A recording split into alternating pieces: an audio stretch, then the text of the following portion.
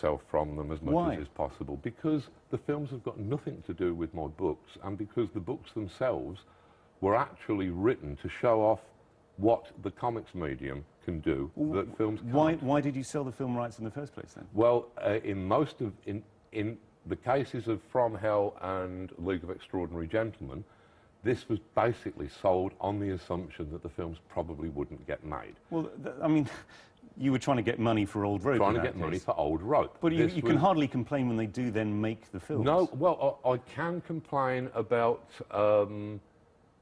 actually how those films turned out.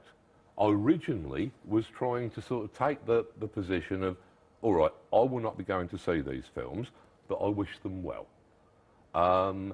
Then, when I actually heard about them, I kind of realised that these were absolutely nothing to do with my books. But just to be clear, you've never seen these films? Never seen them. Well, how can you pass judgment on them? Well, I do prefer to criticise things from a position of ignorance. But sort of, I've also got a lot of friends who have seen these films and who are familiar with the books. And they assure me that there is only a coincidental resemblance. So at this point, I decided that if in future people were going to be making films of my work, and remember that most of my work I do not own, so I do not have a say in whether these films are made or not.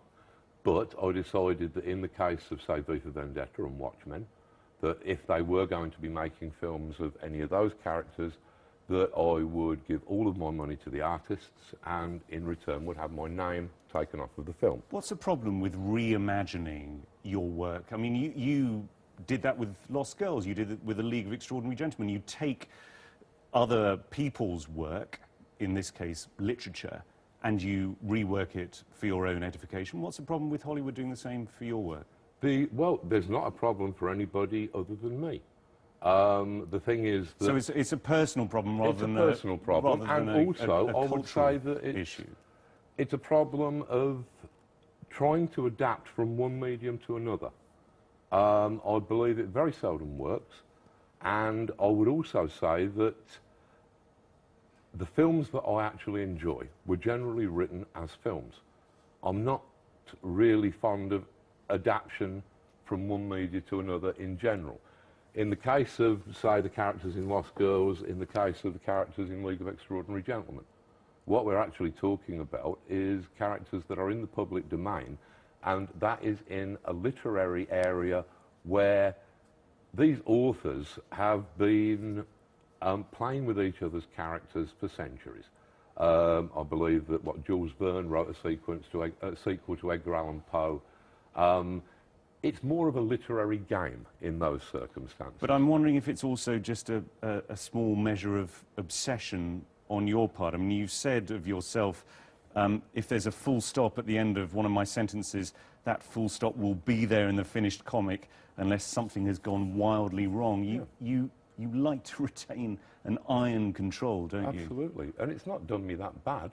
I mean, like But I'm just wondering if it's slightly precious. It probably is precious, but there again, given the alternatives in the comics medium to being precious, which is to simply allow all of your art to be altered, your writing to be altered, an editor's whim, when most of the editors in comics, quite frankly, would probably struggle giving you an actual definition of the verb edit. So presumably you're not delighted at the prospect of DC Comics coming out with prequels to Watchmen?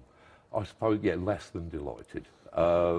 This is something where originally we were told that we could embark upon Watchmen because they knew that we wanted to own our own stuff, and they had a contract that would enable us to have the rights back when they went out of print. Now, back at that time, there was no such thing as a comic that remained in print for longer than 6 months.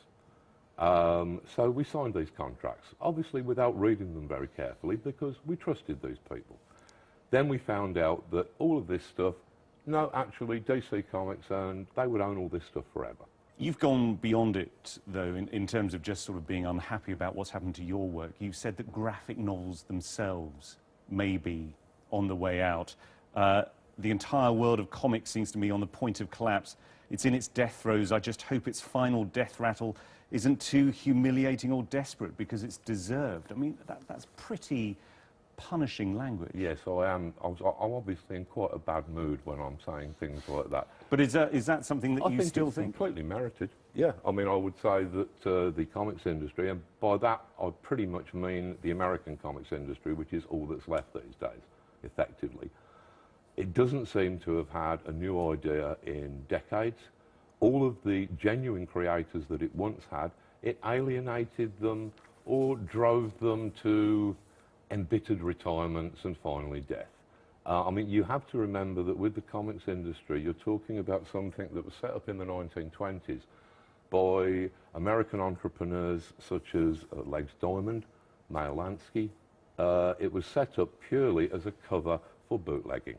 This is information that's available in a couple of books. So what could rescue the comics industry now? I mean, are there new subjects, new vistas which it needs to take over? I think that as with almost any medium at all, the only interesting stuff, from my perspective, that tends to be happening is stuff that is happening upon the margins.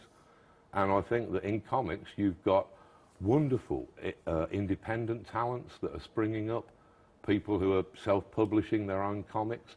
No, they're not in the big spotlight that superhero artists and writers tend to find themselves in these days. But you've turned your back on graphic novels. I mean, the novel that you're now writing at the moment, I think it's going to be 750,000 words long. Something like that.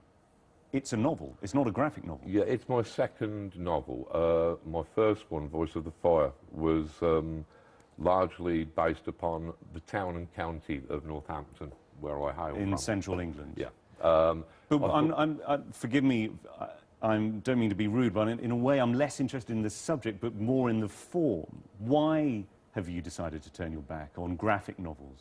Well, because... And is it permanent? Well, I mean, I've not turned my back upon the comics medium. And certainly a number of my works will probably still be coming out in the form that is traditionally known as the graphic novel. I've got no problems with the comics medium at all. I will always love it, and I'm quite good at it. I'm just wondering if you're growing up.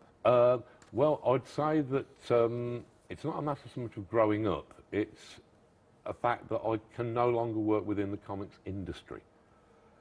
This is the gangster ethics that I was just talking about. After seeing great creators go to their graves, cheated and disillusioned.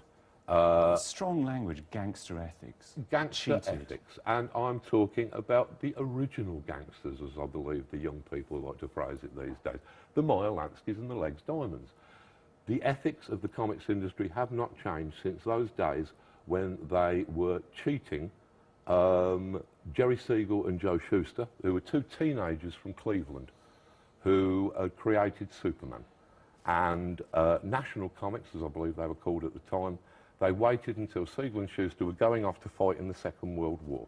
And then they told them that, well, we need to own the characters while you're away, but you'll get them back as soon as you return. These are the ethics that the industry runs on, and they've not changed significantly in 70 years.